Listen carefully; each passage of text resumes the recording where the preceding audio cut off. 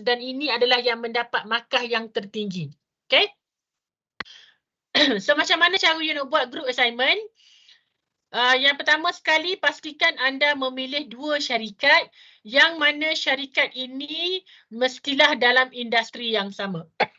Contohnya, macam syarikat yang ni, macam group assignment yang ni dia pilih Panasonic dan juga Panasonic. Kedua-duanya adalah dalam bidang electrical industry ataupun electrical appliance. Okay? So adalah dalam industri yang sama. So apa yang anda kena buat? Introduction, business nature, yang tu saya tak perlu beritahu lah. Yang tu boleh cari sendiri. Semua benda ni you boleh dapat daripada annual report. Okay. Yang pentingnya adalah anda kena pilih 14 ratio untuk dikira bagi kedua-dua company. Contohnya di sini, 14 ratio yang terkini you boleh tengok annual report untuk tahun 2020, 2021 dan juga 2022. Apa ratio 14 itu terpulang kepada anda. Saya dah bagi dalam slide, you boleh juga refer kepada buku. Kita ada lebih kurang dalam 20 ratio, lebih kurang. Okay. Tolak market value ratio, kita ada lebih kurang dalam 17 ke 18 ratio lebih kurang. Okay. So daripada total ratio yang ada dalam buku, anda hanya perlu memilih 4 sahaja. Okay. So, saya lebih suka anda buat dalam bentuk table begini kerana senang untuk saya marking satu persatu. Kalau you buat 1 tahun, 1 muka surat, dia akan jadi, nampak tak? Saya share tak? Tak nampak. Oh, sorry, saya tak share. Okay, kejap, saya share. Sekejap, saya share. Okay, nampak? Nampak. Okay. Nampak. So, ini adalah calculation ratio. Saya lebih prefer dibuat dalam bentuk begini. Maksudnya di sini anda letakkan apa ratio yang anda kira, apa formula dia, dan ini adalah tahun 2020, 2021, 2022. Jadi senang untuk saya kira dan senang untuk you all buat comparison sebenarnya. Berbanding dengan kalau you buat 1 tahun, 1 muka surat, saya susah nak marking, dalam masa yang sama anda juga susah untuk melihat kembali comparison ataupun performance of the company untuk setiap tahun. Okay, contohnya yang ni dia pilih untuk liquidity ratio, dia pilih 4 ratio under liquidity, 5 ratio under liquidity. Okay, so you buat macam ni, ada formula, ada nama ratio dan juga tahun dia berapa. Okay, yang ni adalah untuk capital structure ratio contohnya. Capital structure ratio kita ada 2 ratio, debt ratio dengan time interest earn. Tetapi grup ni dia hanya pilih 1 ratio saja, tak ada masalah. As long as bila kita total up semuanya adalah 14 ratio. Okay, selepas anda buat calculation on the ratio, okay, ni untuk company yang pertama. Yang ni adalah untuk company yang kedua.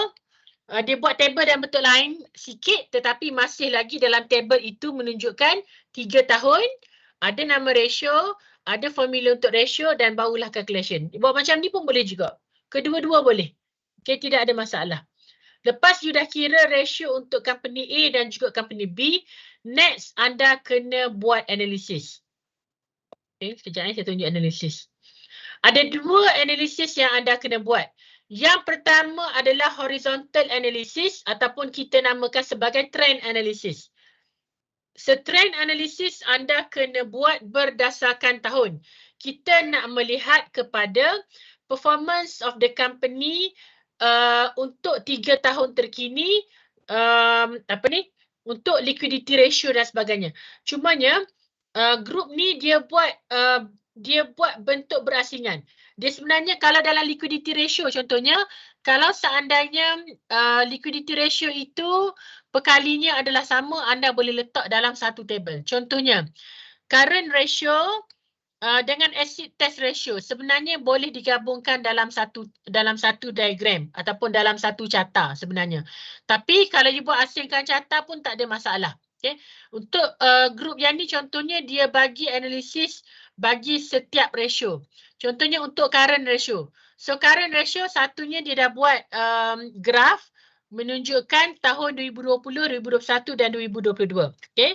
Kemudian dia buat analisis, mula-mula dia nyatakan berapakah pencapaian ataupun current ratio untuk tahun 2020, tahun 2021 dan tahun 2022. Okay, so daripada pencapaian tersebut, itu menunjukkan ratio of current ratio of the company is declining. Okay, declining annually. Okay, so bila dia kata as a result is demonstrate a decrease in the firm's liquidity during the last 3 years.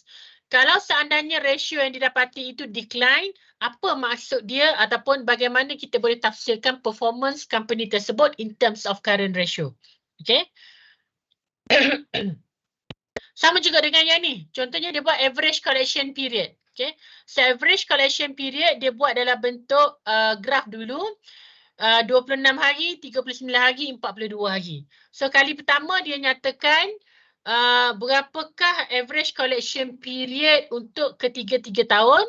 Dan based on the average collection period, nyatakan sama ada performance itu getting better or getting worse. Okay. So kalau kita tengok sini, average collection period makin lama makin meningkat. Therefore, dia boleh kata average collection period is getting longer. So, kalau getting longer, apa maksudnya? If the average collection period is getting longer, it indicates that the company's liquidity is growing tu salah. Sepatutnya untuk average collection period, the shorter is the better. Bukan the longer is the better. So, maksudnya, in terms of average collection period, we can say that the performance of the company is decreasing or deteriorating. Kenapa? Sebab average collection period dia semakin lama semakin meningkat. Okay, makin tidak bagus, semakin panjang. Maksudnya dia tidak efisien dalam mengutip hutang daripada debtors. Okay. Apa lagi contoh? Saya akan tengok sama ada kadang-kadang calculation betul, analisis anda salah. So kalau analisis salah, calculation betul, dia akan ada markah untuk analisis. Dia akan ada markah untuk calculation yang betul, tetapi saya akan tolak markah untuk analisis. Contohnya, kalau tengok sini sepatutnya mengikut analisis, account receivable turnover adalah declining ataupun downtrending, okay? Downtrend. Tetapi dalam analisis dia buat terbalik, okay? So sepatutnya account receivable turnover the higher is the better. Tetapi yang ni bila downtrend menunjukkan performance dia tidak bagus. Jadi bila dia kata the performance ratio increase from 14.4 to 3.9 dan sebagainya, itu pun dah salah. Sebab kalau tengok dia downtrend tapi dia buat analisis dia kata uptrend. Okay, itu dah salah. Okay. So bila dia kata sama ada decreasing ataupun decrease ataupun increase, so anda kena nyatakan sama ada performance itu bagus ataupun tidak. Okay, boleh tak? Ini adalah untuk trend analysis. So trend analysis anda kena buat untuk setiap syarikat. Syarikat A dan juga syarikat B.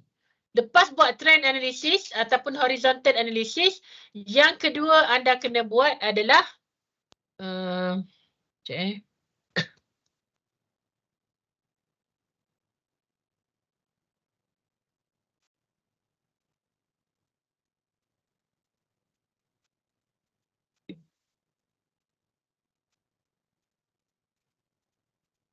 yang kedua adalah comparative analysis ataupun vertical analysis.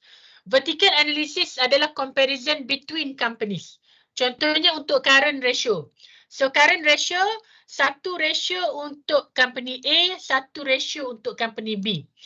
Okay, untuk kumpulan yang ni dia pilih untuk buat ketiga-tiga tahun. Okay, so contohnya untuk current ratio pada tahun 2020, so dia boleh nyatakan Panasonic current ratio lebih bagus daripada Panasonic current ratio. Saya kata sini current ratio, Panasonic current ratio adalah 4.55 dan it is suggest that the current ratio are 4.55 times greater than its current liabilities. Okay, betul. Okay. Panasonic pula adalah 1.33. Okay, so dia kena nyatakan based on the comparison, Panasonic Manufacturing Malaysia Berhad had a current ratio higher than Panasonic Berhad, showing a great capacity to satisfy short-term obligation. Bila current ratio bagi sesuatu syarikat itu lebih baik, itu menunjukkan syarikat tersebut mampu untuk handle short term liability dengan lebih baik berbanding dengan companies competitor. Boleh tak? Okay. Okay, yang tu dia kata tadi 2021. Kemudian diterangkan 2020.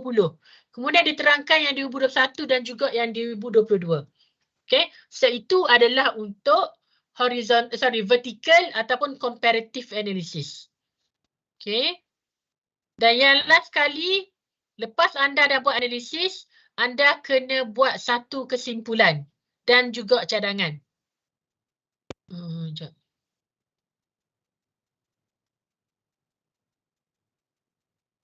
Okay, recommendation.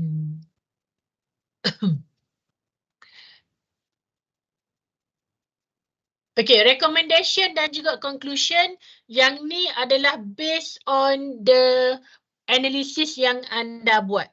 Contohnya kalau seandainya anda yang ni you boleh buat in terms of group ratio. Contohnya untuk liquidity ratio. So liquidity ratio katakan company Panasonic lebih bagus daripada Panasonic.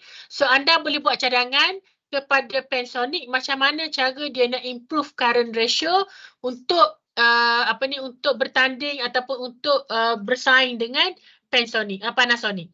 Okay.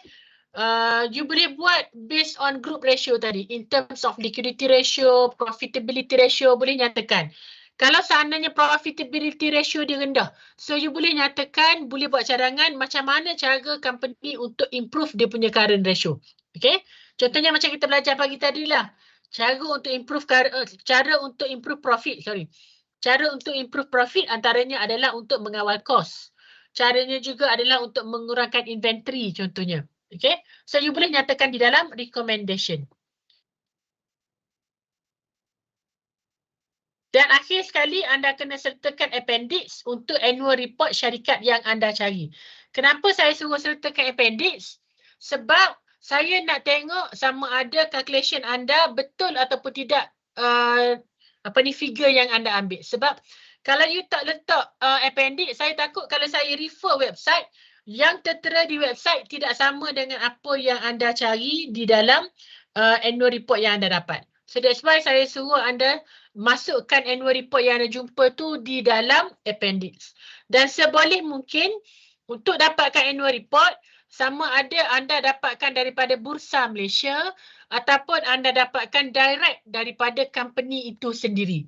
Jangan ambil dalam laman web lain. Kalau ambil dalam laman web lain, akan ada kemungkinan data yang diberikan itu tidak sama dengan data yang dikeluarkan oleh syarikat. Boleh tak? Okey, faham tak? Boleh. Itu saja untuk assignment. Apa yang perlu anda buat. Okey? Ada sebarang pertanyaan? Saya dah janji kita nak buat kelas hari ni sekejap saja. Nak bagi peluang untuk anda balik kampung. Kalau tak ada sebarang pertanyaan, ada pertanyaan? Tak ada. Kalau tak ada, saya nak share QR code attendance. Kalau seandainya anda ada masalah semasa membuat assignment, tolong datang jumpa saya. Sebab kadang-kadang item ataupun terms yang digunakan di dalam annual report tak sama dengan apa yang kita belajar di dalam kelas. Contohnya macam itulah. Contohnya kita biasa guna balance sheet tapi company guna statement of financial position contohnya. Kalau kita biasa earning before interest and tax, kita tolak dengan interest expenses. Tapi kadang-kadang kalau anda cari di dalam annual report, dia tidak ada perkataan interest expenses. Tetapi dia menggunakan istilah yang lain. So kalau anda tak jumpa cari, tolong datang jumpa saya dan saya akan tunjukkan macam mana cara you nak cari. Okay, kejap saya nak share QR code attendance.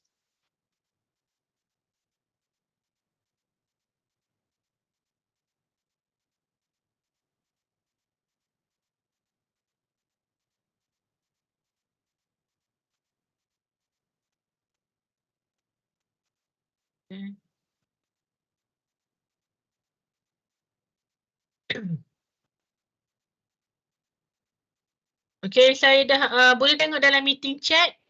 Yang tu adalah QR code attendance untuk T2.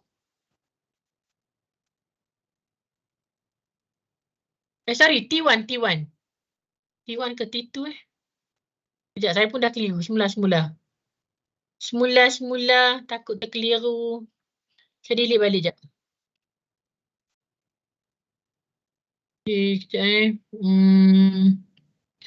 yang ni L3T1. T1.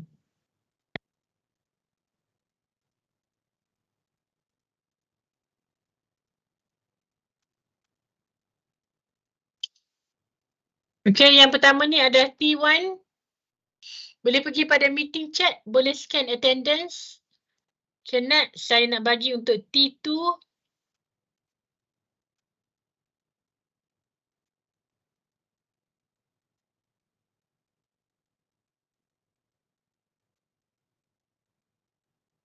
Okay, next adalah untuk T2. So, kalau tak ada pertanyaan, saya tutup kelas kita pada hari ini dengan surah Wal-As dan tasbih kifarah.